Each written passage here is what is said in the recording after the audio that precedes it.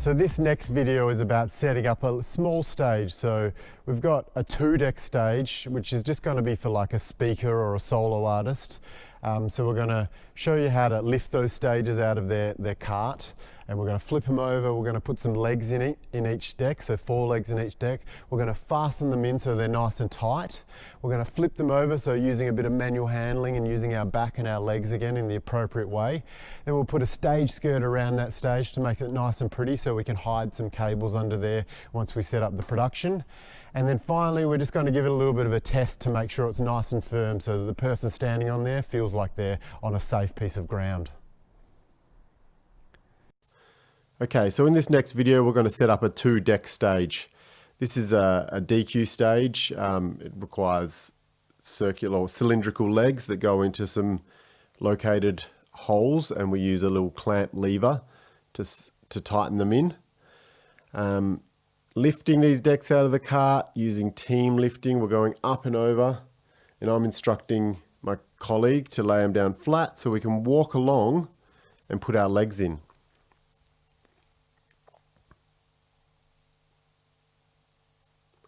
So we've got 600mm legs, a couple of feet there. We put them in our 4 holes in the bottom of the deck. And then you can see there's some levers that we're going to tighten up. So 4 legs in 4 decks, and then 4 legs in the other decks. Using that lever, pushing it in, and then feeling that it's nice and tight and it's not going to slip out.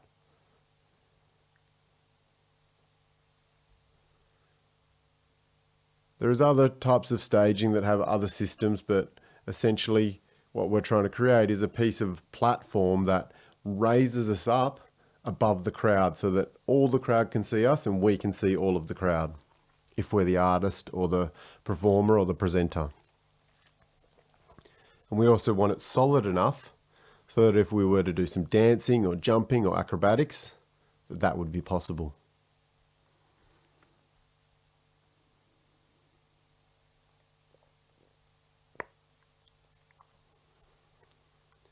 So nearly finished putting the legs in that deck.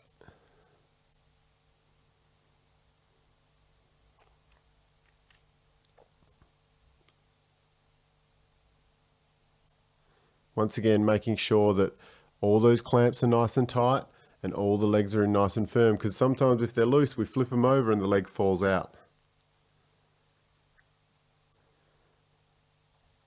So we've got our 2 decks ready. We're going to flip them over, and then we're going to put our stage skirt on next. So you'll see me and my colleague, we flip that deck over by lifting it and twisting it over. Now I'm going to show you a little bit of a cheating technique to not work as hard. So this time we're going to flip it over, it stays on the ground. So the edge is just rolled over like a fulcrum, and then it rolls over onto the legs there. So we didn't actually have to do as much lifting that time, rather than kind of twisting our arms over and using our back. So we're working smarter and not harder there. So now we want to center our stage up towards our drape or our room. So we do that. We slide the 2 pieces of stage deck in.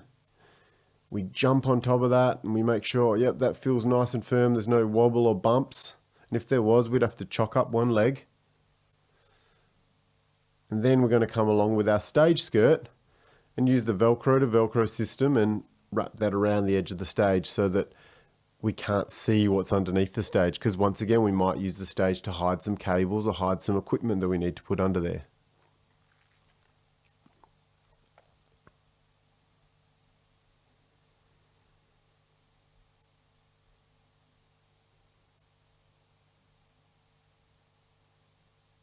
Starting from around the back of the stage with a little bit of overlap, we just tab that skirt all the way along.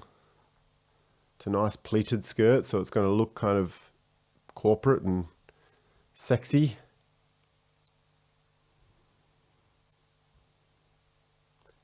Coming along, all the way around the back. So we've got a bit of excess to go around the back edge. And that's a great job. Now, like I say, we can hide the tub that stored our drape underneath the stage. So ready for pack down, it's there. We don't need to go finding it.